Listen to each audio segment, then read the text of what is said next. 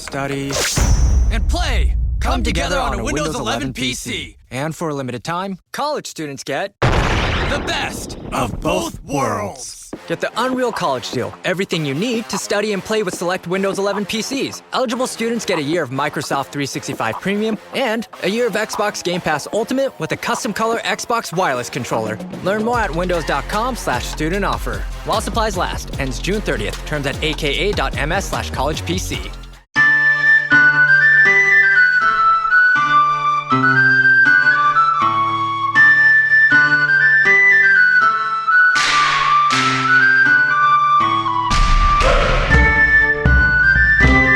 Hey, all you heroes, hawks, crows, rooks, and inquisitors.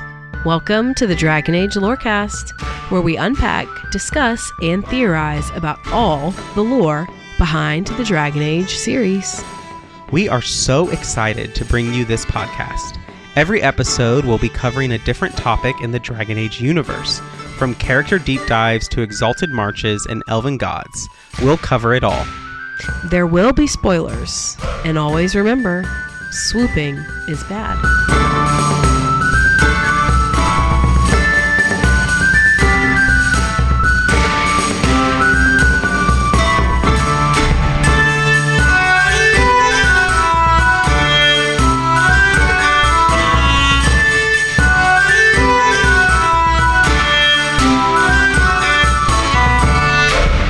Hello and welcome to the Dragon Age Lorecast, where we talk about Dragon Age and its lore. I'm one of your hosts, Austin, also known as Teacup.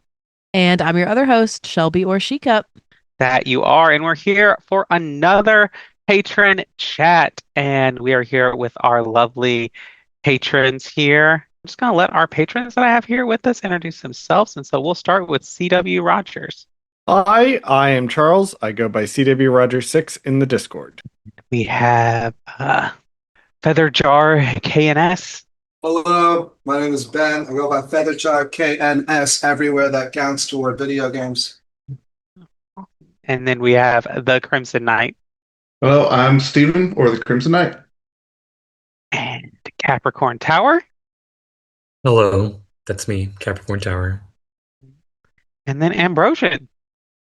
Hello, I'm Jay or Ambrosian on Discord. All right, thank you all for being here. And we are just here and excited to talk about Dragon Age. But yeah, I'm just going to turn it over to Shelby and she can let us know what we're doing. Yeah, so today we are talking about romances and we're going to make them better. Tweak or overhaul, completely rewrite, whichever one you want to go with is fine with us. So who wants to get started? I have a very simple fix to one of the romances. Very simple fix that could take an already nearly perfect romance and make it perfect. Why does Fenris still have his clothes on during the sex scene in Dragon Age 2?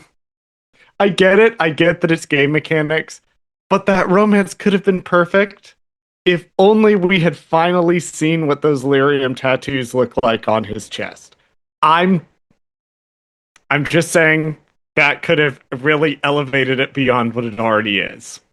You know, the answer is that they just didn't want to make the animation for all that. I know the real answer is David Gator, my enemy, has said that they would only have had to model it for one scene, and so they couldn't spare the resources during their massive development crunch or whatever.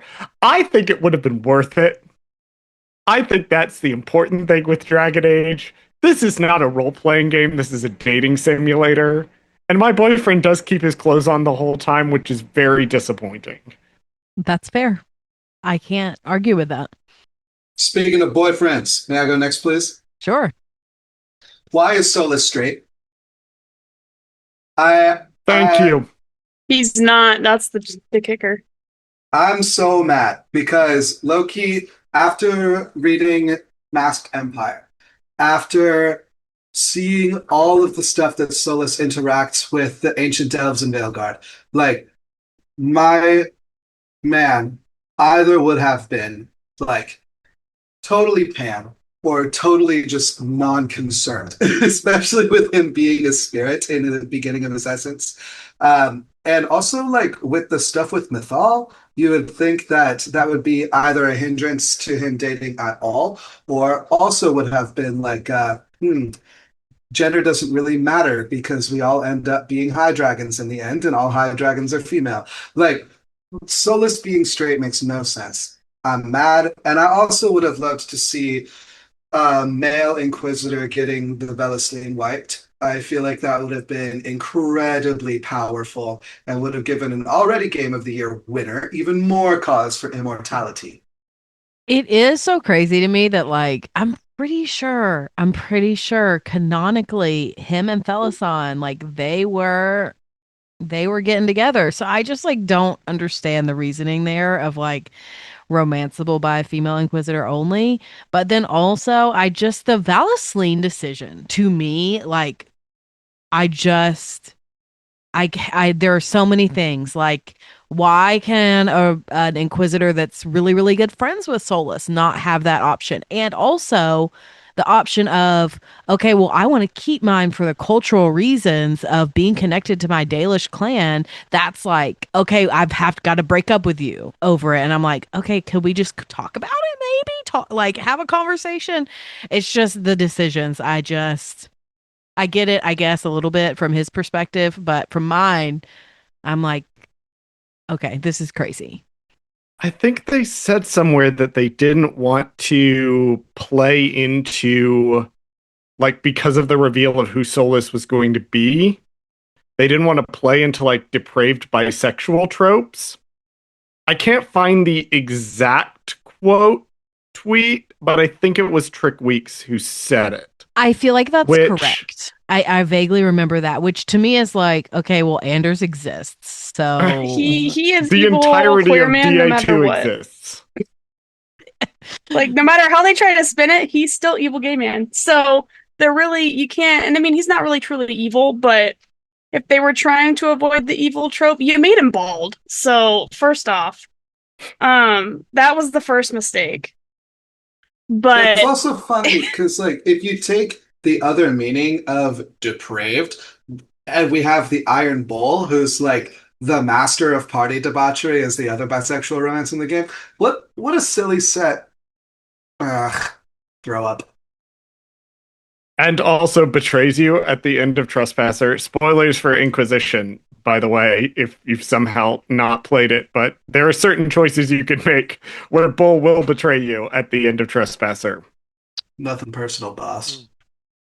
I've heard it's you who betrays Bull. You know, that could go either way. That is true. It could be you. When you're in Trespasser and that choice happens, you don't have the Iron Bull with you anymore. Yeah, I remember that. That episode was a good take. I highly recommend, and by which I mean I want everyone to do this because I did it and I want to inflict it on other people. Get Dorian and Bull together, have Bull stay with the Cune, and then bring Dorian with you to that moment. Why you do this to yourself? I hate myself, Austin. We should put a phone number right after that. Yeah.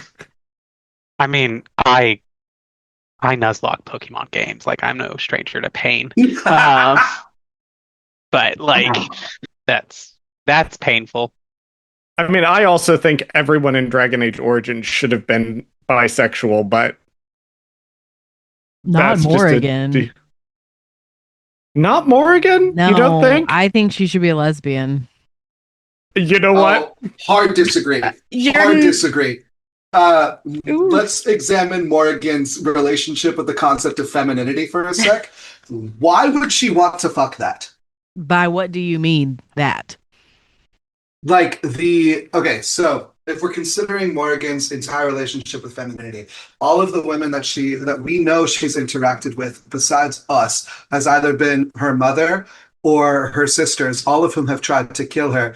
And the womanhood that, at least in the way that I've interacted with through Morrigan's media and Dragon Age, like womanhood to her is parasitic in a way, and I don't know if this is just Gator not knowing how to write women or like what else is going on, but I have a feeling that Morrigan would not get to a point of genuine romance for like health for the spirit in the way that we since the romantic era of art have identified romance with. I feel like that would have been uh in her mind too close to parasitism, which she could not control. Because flipping that over to her relationship with masculinity, that is like she is going to all of the chasing to people, and she is the one in control of how they perceive her, and she is the one in control of how they interact with her. And so I feel like from Morrigan's point of what she knows, what her worldview is constructed of, it is much easier for her to see that like men can be something different from her in a way that she can grow with. I think I hear what you're saying. I do.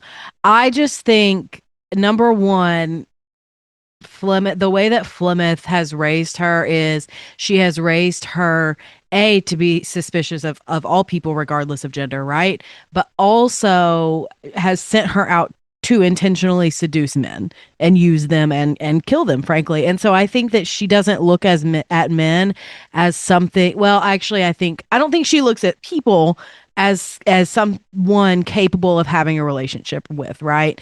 Especially men. I think that she devalues men. I think she thinks all men are stupid, which sometimes can be fair.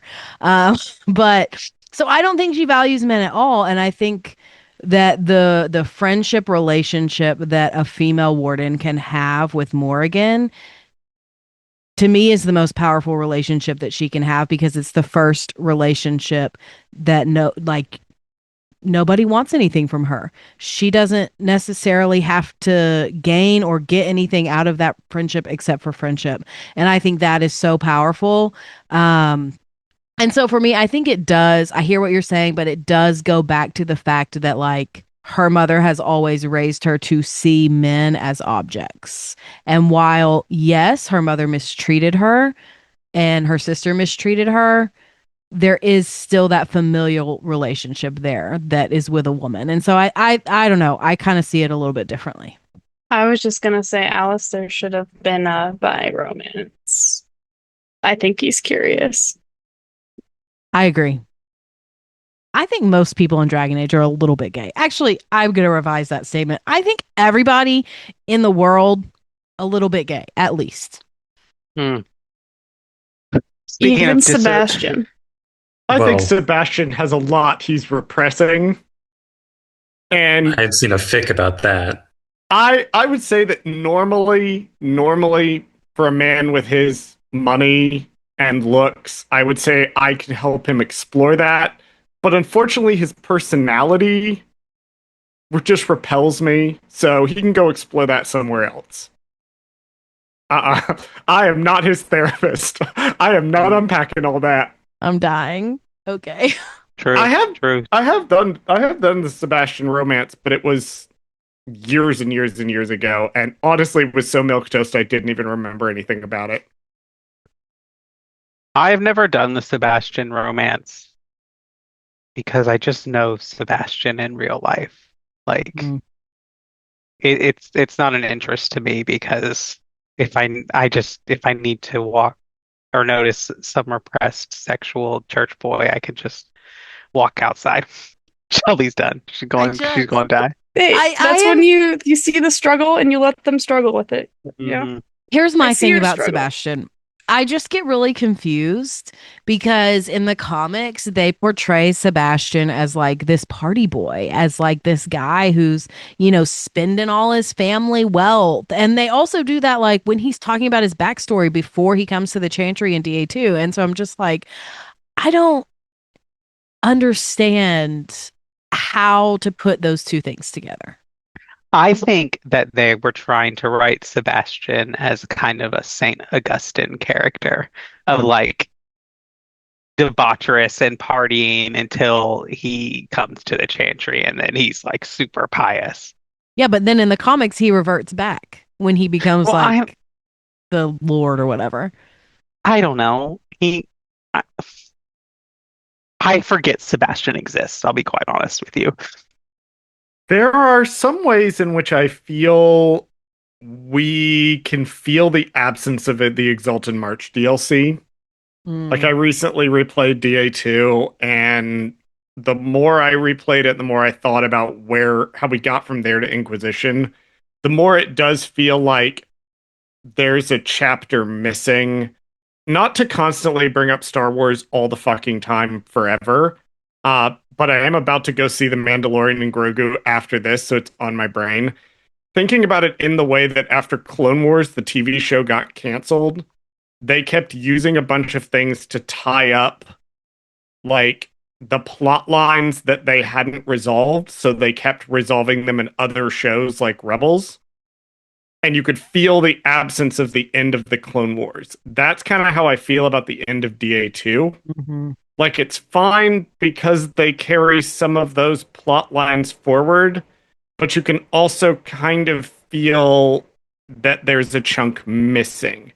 And bringing it back around to romances, I feel like all of the romances felt like they needed one more chapter after it, and I think that was supposed to be in the Exalted March DLC.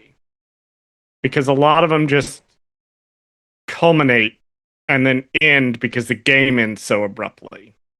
I think I agree with you on that. It also just, to me, I understand why they wouldn't want to necessarily like commit the story to doing an Exalted March, but to me, it's never really made sense why they just didn't full send the Exalted March to Kirkwall.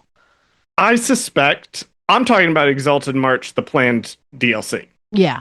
No, I just mean in the lore. Oh, in the lore, that makes absolutely no sense. Yeah, why would they not Exalted March Kirkwall after all that? I think my understanding is that Divine Destiny already sees the like tension, and like by the time that the events of Act 3 in Dragon Age 2 happen, like what is there to Exalted March Kirkwall? Like, yeah, maybe if you let Anders live that, but like the circle's decimated, the Templars are decimated, the city is just rebuilding. Like, is there really anything to Exalted March? Isn't that what Cassandra's trying to figure out at the beginning? Is like whether they should? I think you're right. I haven't played DA2 in a really long time, just full disclosure. I have a friend in the podcasting sphere who has recently got aggressively into Dragon Age and is currently playing Dragon Age 2. Okay. And I have been and for the very first time, and I have been receiving all sorts of fun DMs as he continues to work his way through Dragon Age 2. All right, just putting us back on topic a little bit. Who wants to go next? I guess I'll go next. McDav. Oh, I'll let you go. Okay. It's not technically a romance, but you can flirt with her. So my question is, why is Harding not available as a romance option in Dragon Age Inquisition? Like, I'm pretty sure she's the only character you can flirt with that you can't romance in Inquisition. Vivian. And Isn't she 17 in Inquisition? Oh, was she? Was she? I think maybe in the lore they say she's like 17 or 18 when she joins, because she's pretty young. She's definitely younger, but I think she's probably 18. It was I think at that That's a time guess. she is, but I mean either way, whether she was 18 or not, we know they weren't gonna make her a romance. Maybe they thought about it and they're like, hey, let me tease you a little bit, like they did with Vivian, because that was evil. I'm Here's still what angry I think about that. I think that they were testing whether there was actually audience support for a dwarf romance in Inquisition with her flirtation. As if shit. we haven't been asking since Origins. But that makes perfect sense. Don't get me started. That's what I think. But I also I find it so weird that number one, you can flirt with her, and then she has her little situationship with the professor in the Jaws of Hacken DLC, and then you can romance her fully in the Veilguard, and she goes on to say, "Oh well, I was never that close to the Inquisitor," and I'm just sitting there like, "Hello, hello." Yeah, and it doesn't help that her romance in the Belgard was just disappointing. Her Mm. romance, her characterization entirely. I mean, you're not wrong there. Like Yeah, they butchered her. yeah. I have a sneaking suspicion that the developers of Dragon Age Inquisition did not expect her to become as breakout of a character as she did. Mm-hmm. Because she mainly exists to fulfill a certain function in the game, which is her one and only function in Inquisition is, hey, you've just landed somewhere. You're too stupid to read text. So I'm going to spell out for you what the main plot of the zone is. Real quick, right up the top. Here's who's fucking around in this zone. Here's what you're going to have to do about it. That's her whole purpose. But she's just so likable and charming that players just fell in love with her. And I don't think they were expecting that at all with her to be as big of a like character as she turned out to be, which you can never predict with fandom. You can never predict who's going to explode. The only one I think that they correctly called how popular the character was going to become was Krim. Mm. I Yeah, think they did know they cooked up something with Krim.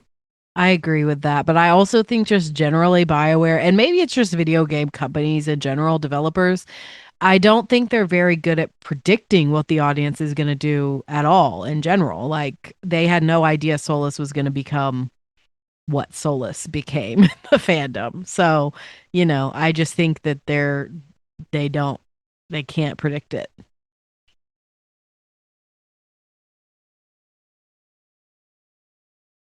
I don't really know where to start with the dev romances. I'm not gonna touch oh gosh, I have a bunch of notes here that I wrote out, but there's a specific one I won't touch, which is Tosh. And the reason I won't touch that one, as someone who falls on the non-binary spectrum, I already have issues with their character. I know BioWare was probably trying to be inclusive, but they fumbled Tosh so hard in so many ways. But all of the romances in general, and you could say this for any Dragon Age game, but I think it's glaringly apparent in Vilgard, they're so unfinished and they just feel so rushed. And I know that the studio was probably rushed. I mean, they had 10 years to work on it, but there was a lot of hot mess throughout that decade. All of the romances have things missing. Like a lot of the things with Balara just don't make sense to me because she's such a smart and such an intelligent character. And I feel like they don't explore that enough, even within the romance itself. Same thing with like Harding, kind of the cute girl next door vibe, especially in the beginning. It's kind of what you're getting from her. Her romance also kind of falls short, and they just feel rushed to me. I could start in on Lucanus, but I won't. His started off so good. It starts off so great, and then it just goes off the rails because they're rushing to finish the game. I think if they continued kind of the slow burn with him, it would have been even better. We would all suffer through it, but it would be even better.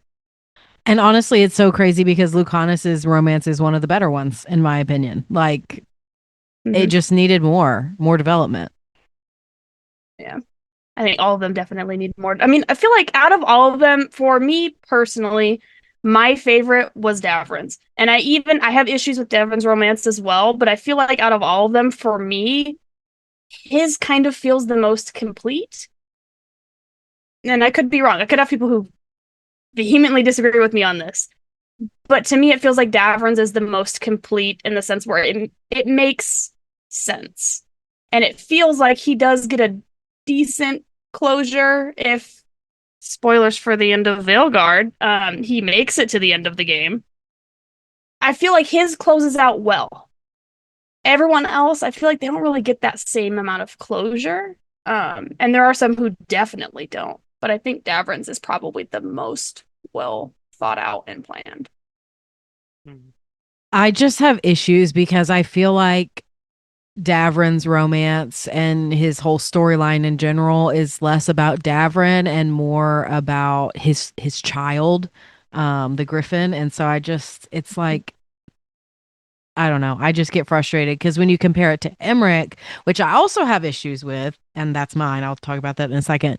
It's like, well, Emmerich has a life goal and he has like desires and wants and dreams outside of Manfred, and I don't think we get that with Davrin. So that frustrates me. Mm-hmm. Yeah. Well, and then we also get to make that decision for Emmerich, which to me doesn't make sense. I get it, game mechanics, that's why we get to make that decision. That should have been him. Yeah. That should have been all him for that final decision because this is his life. He's been alive probably longer than most people's characters in Veilguard. That should have been his decision to make. So, romance or not. I hear that. And I think there would have been an interesting way to like, okay, well, all of your decisions up to this point have led you to influence Emmerich in this way, and he's going to decide this. Like, you could have done it that way. But my issue with him, his romance, to make it better, all you have to do, great romance, easily the best of that game, in my opinion. All you have to do is take out the weird age gap conversation. Like, I don't know why they put that in there and like assume, I guess, Gen Z purity culture weirdness. Like, I don't get it because like not everybody's going to play a quote unquote young Rook. So maybe I'm role playing somebody that's 50 in the same age as Emmerich. It just takes you completely out of the game. So that's mine. It does. Because I had one that was older. As a certified Emmerich enjoyer who also played a Rook in their late 20s, and that conversation did apply, I also thought that conversation was weird, which it's weird too. One of the things that Veilguard does really, really, really well is the ability to roleplay and customize very small details about your character. And it felt like, how old is my character? Maybe should have been a question that was asked somewhere and that could change one or two dialogue lines. But it's never asked. It just assumes you're playing a Rook kind of in generic fantasy protagonist age. Which, to be fair, Dragon Age Origins and to an extent Dragon Age 2 do also assume your age. Mm-hmm. Like, they also assume you're playing a warden who is younger. But Veilguard, I think, makes it a little more apparent that that's a conversation that is something you should have either been able to set or something should have been made clear in the offset or outset. I don't know. It's weird. I agree. But I think it's like if they don't want us to play an older character, don't give us the option in character creation. It is so interesting because I feel like Inquisition was really, really good about making your character very age agnostic. Mm-hmm. And you are allowed to date characters that are not as old as Emmerich, but in their like 40s. Like Cassandra's in her 40s at that point in the story. So I find that interesting that you can, like, the Inquisitor is just assumed to be more of a mature character, I guess. I think both Dragon Age 2 and Dragon Age Origins, or not Origins, Inquisition, kind of age the protagonist around the age of the companions. That's how I've always pictured it, at least. Like Hawk, Fenris, Isabella, all of them, Varric, Aveline, like they all seem the same age to me. I don't know if that's right in the lore. Shelby's the lore expert on this podcast. I have no idea. Yeah. I think it's 20 for the Inquisitor. I think their canon age for the Inquisitor is 20, which is crazy. Let's stop making kids fight world-ending threats. Like, I'm looking. We see it in the Avatar series. Like, why are 12-year-olds protecting the world? This is crazy. But I think the Inquisitor is in BioWare's canon supposed to be like 20, which, I mean, Solus, until we knew, I'm pretty sure he's kind of portrayed as someone in his 40s as well, until we find out that there might be some extra zeros after that. So. Well, and so many of the Inquisition, I always call the Inquisition companions the A team of Dragon Age because they're all relatively high and respected individuals in their expertise and field. Like even someone as young as like Sarah is still as high up as you can be in an organization like the Jennies. Like, she knows her way around the town as well, and she's familiar with the other organizations there, whereas like in Origins, it's just some people you find who band together, who may or may not know what they're doing. Origins also has weird ideas about how old the characters are meant to be. Well, the writer for Win has gone on record to say that she made Win 40, and she just, at that time, she assumed 40 was ancient.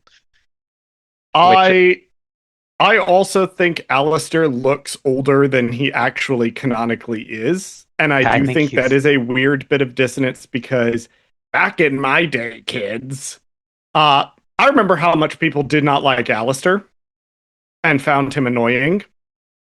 And part of the reason I think that people did not like Alistair and found him annoying was because he looks several years older than he's supposed to be. I think he's supposed to be like 19 or 20. Yeah, both him and Morrigan are supposed to be they're like cusp of 1920. Yeah, they're both supposed to be 19. I don't know when Merrick and Fiona had really unhygienic hookup in the Deep Roads, but the year after that is how old he's supposed to be. But I think that I'm pretty sure that there's something like the end of the calling is like shortly at, like I think the calling ends in that paragraph and then dragons were discovered again and they declared the new Dragon Age. So the calling takes place at the end of year of 8 whatever blessed, right? My notes have the calling at 9:10 Dragon and Dragon Age Origins at 9:30, making Alistair either 19 or 20. I did just Google that or look at my notes that I have because obviously I have notes about this. Yes. All right. Well, I think now would be a good time for a mid-break, and then we'll come back and do those who haven't gone, which includes me. And the answer might surprise you.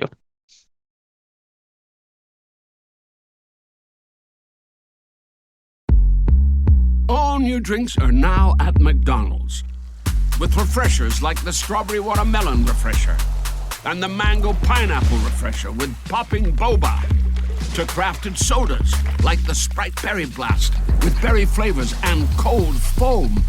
Who knew ice-cold drinks could be so fire? Try them all now at McDonald's. Refreshers contain caffeine. Copyright 2026, The Coca-Cola Company. Sprite is a registered trademark of The Coca-Cola Company. This episode is brought to you by Redfin. You're listening to a podcast, which means you're probably multitasking.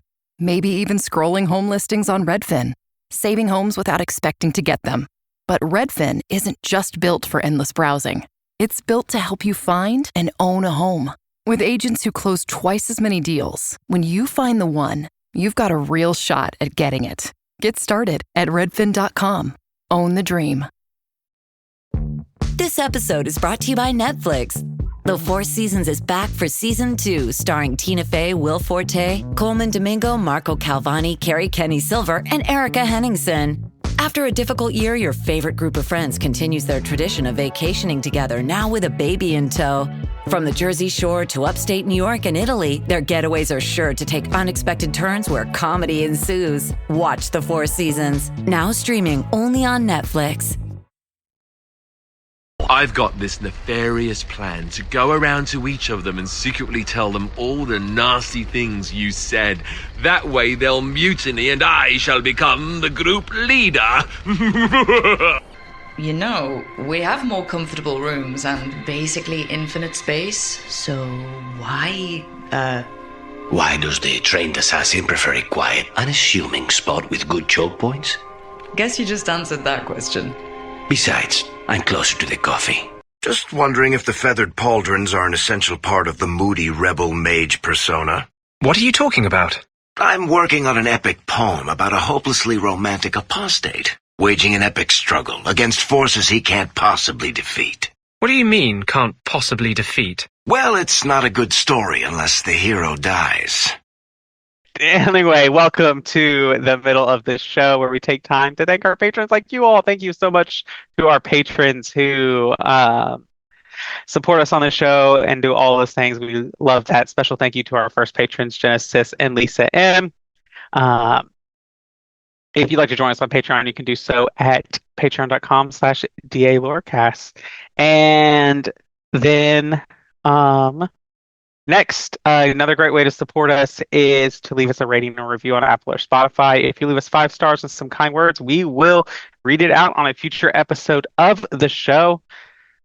If you do that, we do not have one to read today, so if you haven't done that, be sure to get on that, and we will read that review on a future episode of the show. And then lastly, come join us on Discord. It's where we all are, where we all hang out, where we all talk about Dragon Age. It's a great place to be.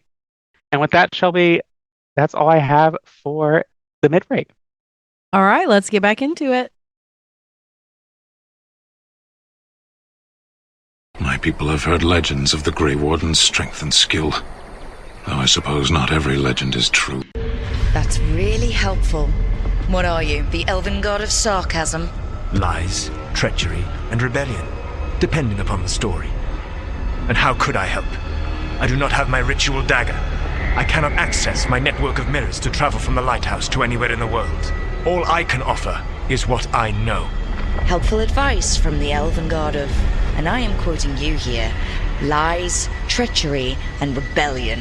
Depending on the story. You fear barbarians will swoop down upon you. Yes, swooping is bad. Austin, why don't you Okay. go ahead since you've... Oh, Okay. Go ahead, Nick. Sorry, whoever. I don't care. I think I'll go first, and we'll let Austin's unhingedness stew for a little bit. Good idea. Y'all are going to be disappointed. Yeah, I guess I had a couple ideas. Someone said buy Alistair, which I would have loved. That would have been nice.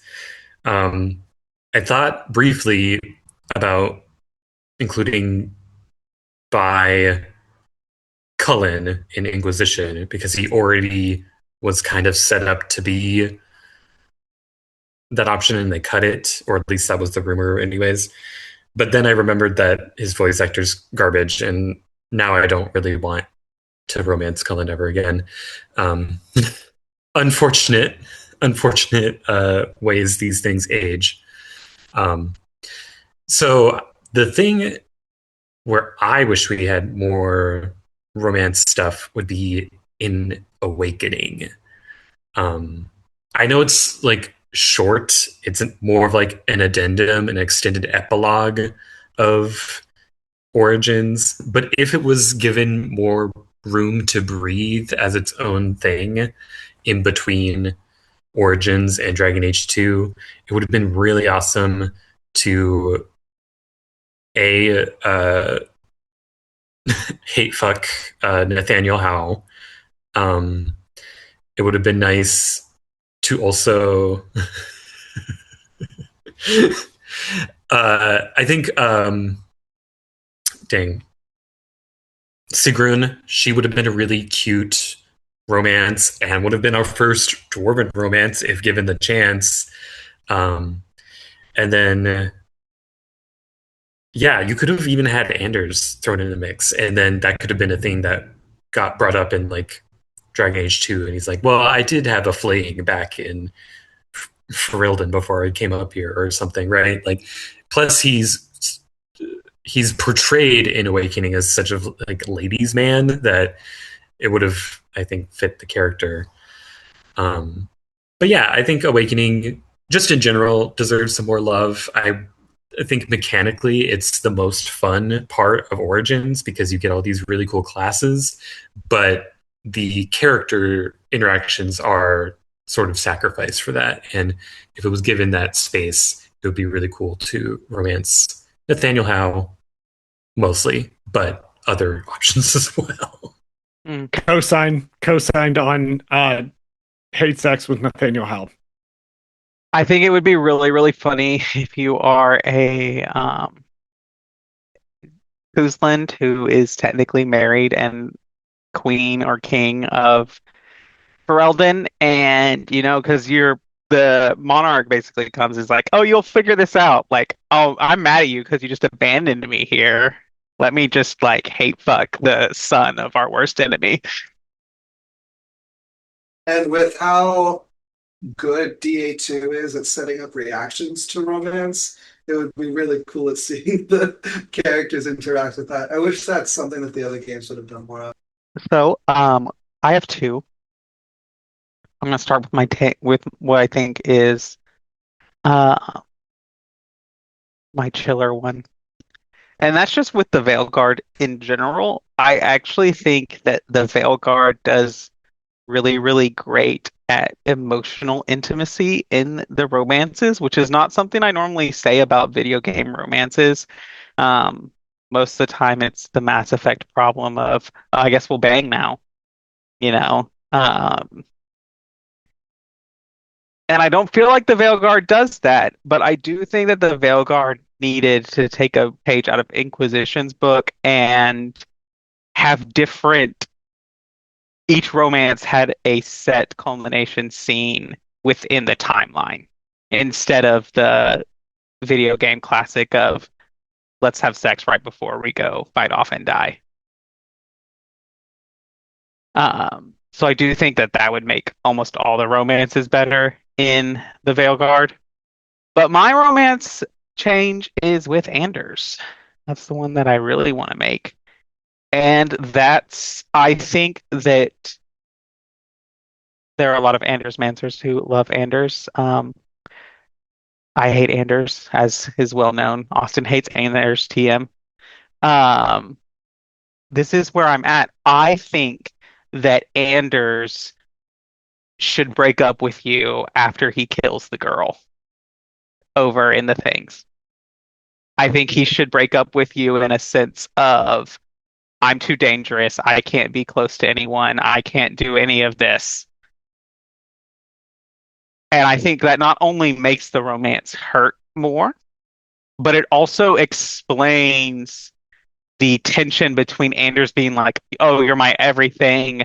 I'm gonna be the U-Haul gay who moves in with you," and all of these things. It would move into the point of like Anders taking distance from Hawk and would explain why they didn't tell Hawk that they were going to blow up the Chantry. I mean, you can also say, I always say Anders didn't tell Hawk they were going to blow up the Chantry because Anders knew that Hawk was going to stop them. But that's my change. I think Anders should break up with you and have an emotional breakup scene in DA2 after he kills the girl in that reaction in like one of his last companion quests. I support it. Some of the moments that I think have resonated for me with the relationships that I've played in the games are when they let you have strife in the relationship. One of my favorite moments from the Emmerich romance is actually, not going to get too into specifics, but Rook and Emmerich will have a huge fight right before Teardrop Island. I had to like Google it and make sure that I didn't screw the romance up in that fight, which was a really good moment. Like right before that, the whole Teardrop Island thing happens. Specifically in DA2, I think some of the sauce to Fenris's romance is the fact that Fenris will sleep with Hawk, immediately be like, I'm not doing this, and then proceed to be just a mess for 3 years, which lends so much weight to their reconciliation in Act 3, but also is extremely accurate. They were basically doing heated rivalry before heated rivalry. No, I do agree with you, especially Fenris. One of the things that I was really that I really liked about the Fenris romance was that scene where Fenris comes back and he's like, "I'm sorry I wasn't there when your mom died." Um, and it just is a good point in there. And I love the Emmerich um, Rook fight that you're talking about. And it's actually one of the evidence I use that a Lich Emmerich is worse for his character. Because when he's a Lich in there, he proves that he hasn't grown at all with his understanding of death and his acceptance of death being a reality. Would love to see your essay on how we reckon that rhetorical impact with the fact that a lich has to be okay with death in order to ascend to lichdom. Mm-hmm.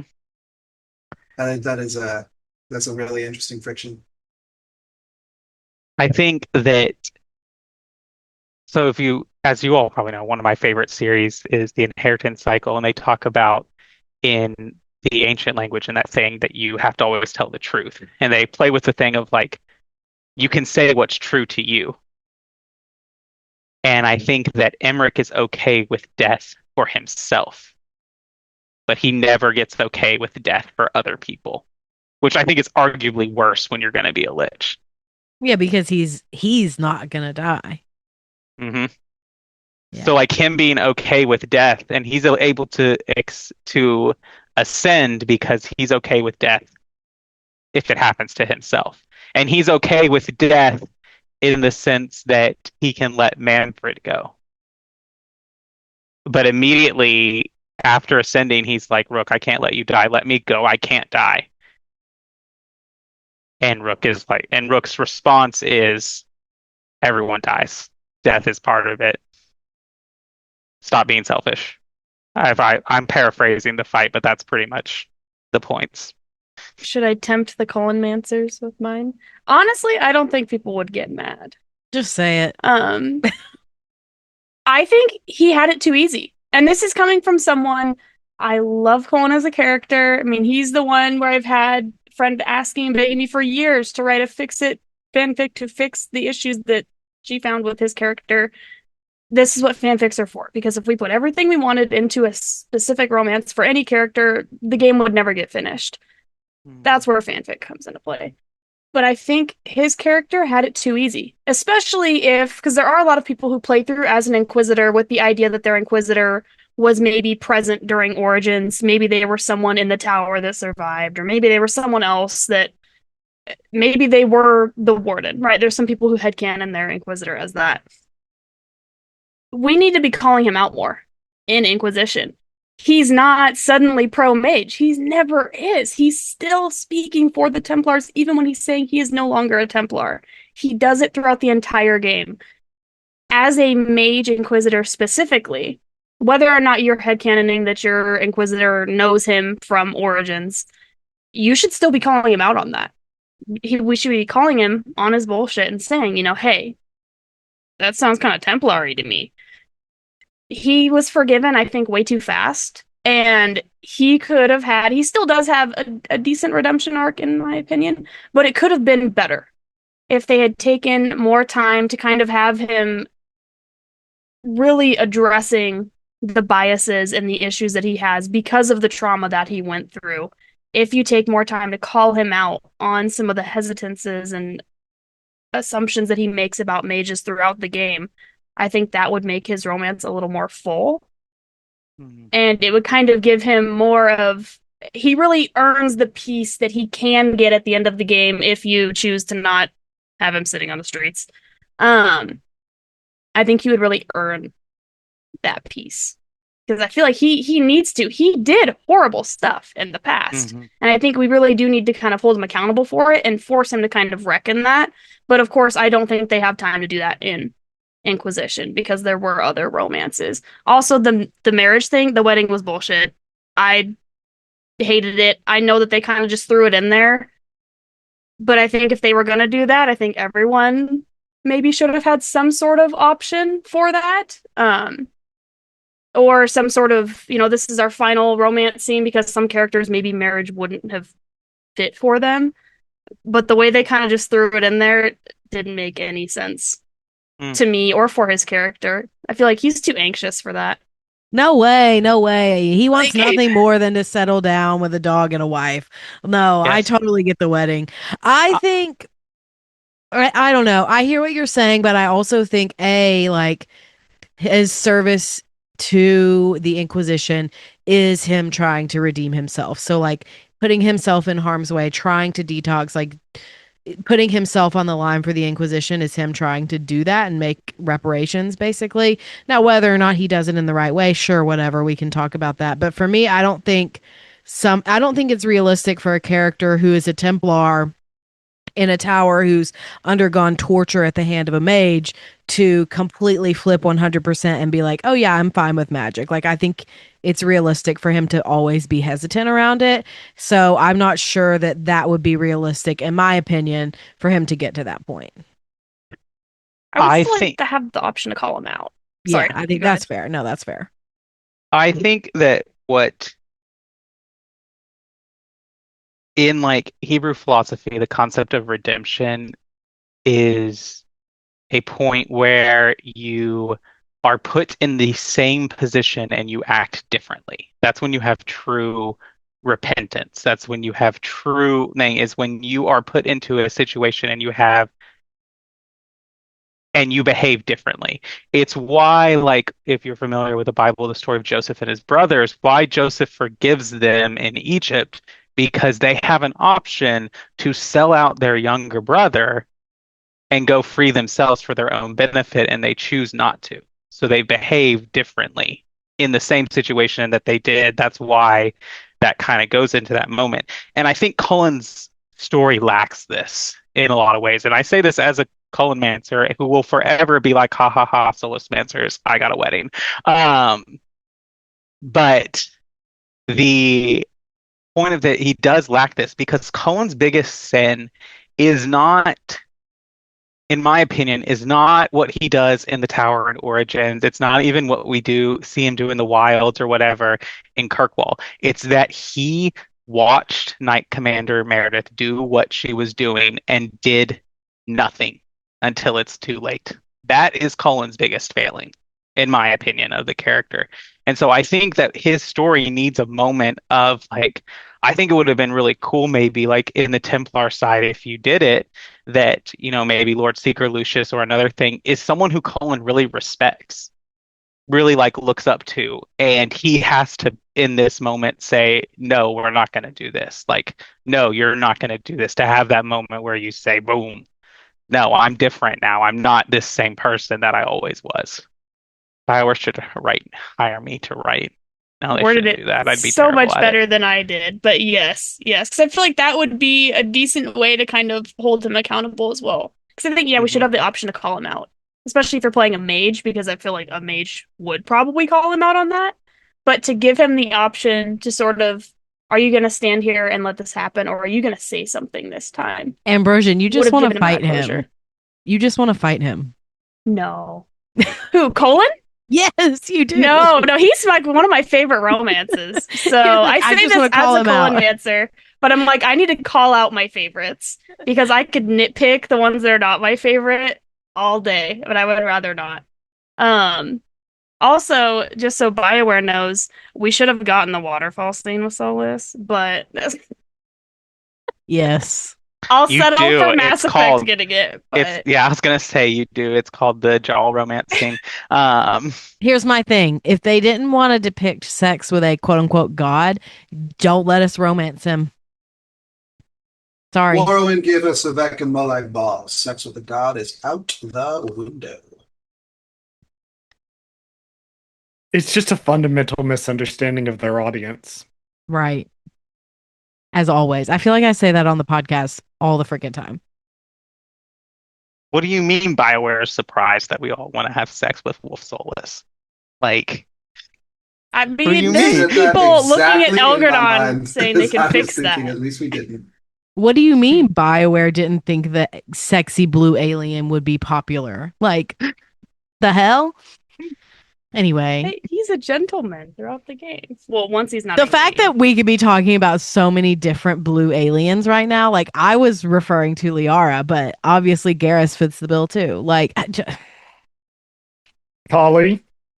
I'm putting Iron Bolt in that class. Yeah, Iron Bolt. Like, let's, guys, just have some sense. Oh, they knew what they were doing with Tosh the is Iron also Bolt. kind of I was blue. gonna say Tosh is also kind of blue. We can skip that one. Solus has blue eyes when he powers up. Yeah. I mentioned the whole Avatar thing earlier. His eyes literally glow like Aang in the Avatar state. So he also kind of turns blue. Canonically, they're violet. Yeah.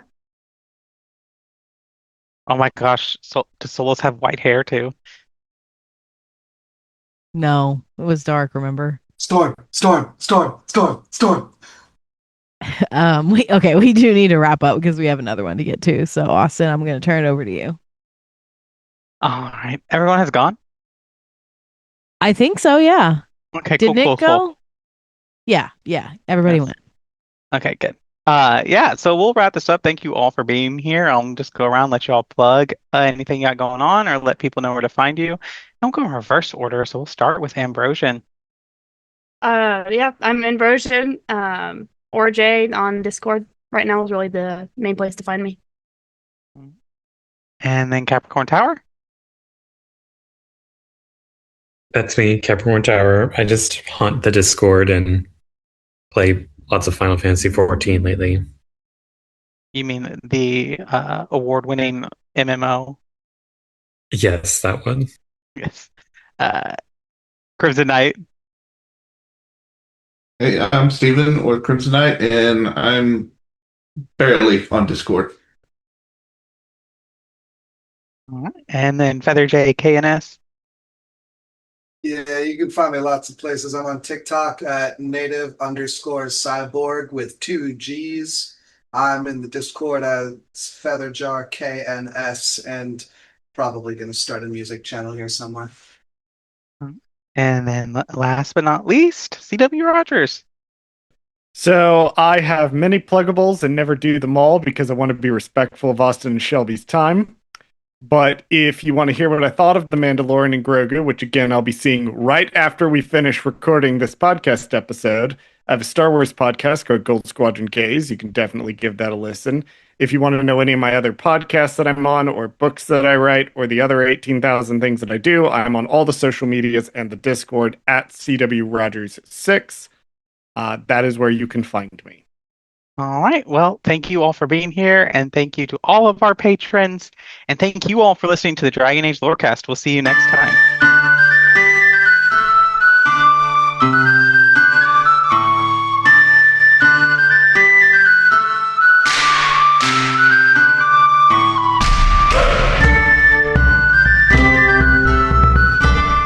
Thanks for listening to the Dragon Age Lorecast. If you have any lore questions, topics to cover, or side character suggestions, join the Cups Podcasting and More Discord server. It's the best place on the internet. You can also support the podcast financially and ensure its continuation by joining our Patreon at patreon.com/DALorecast. If you enjoyed the show or learned something new today, please subscribe, leave us a review or comment, or join the Patreon. The Dragon Age Lorecast is part of the Robots Radio Podcasting Network. If you enjoyed our intro or outro music, give a big shout out to Pipeman Studios. Until next time, look to the sky, the dawn will come.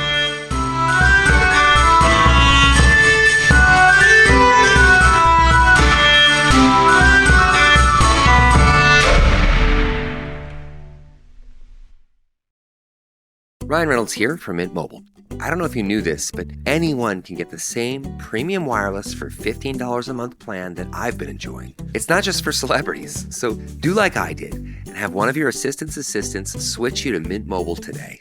I'm told it's super easy to do at mintmobile.com/switch. Upfront payment of $45 for 3-month plan, equivalent to $15 per month required. Intro rate first 3 months only, then full price plan options available. Taxes and fees extra. See full terms at mintmobile.com. Do you love Dragon Age? Have you always wanted to learn more about its vast world and detailed lore? Are you still attached to your hero of Ferelden, even a decade after Dragon Age Origins came out? Or maybe you're a newer fan, still discovering a new tidbit or quest every day. Well, either way, the Dragon Age Lorecast is the podcast for you. I'm Austin, also known as Teacup. And I'm Shelby, also known as She-Cup. And come and join us as we embark on a journey to explore and discover all things Dragon Age.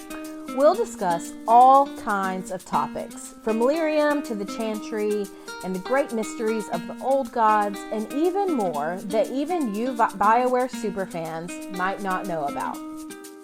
So come and listen on Spotify, Apple, Stitcher, or wherever you get your podcast. And always remember, swooping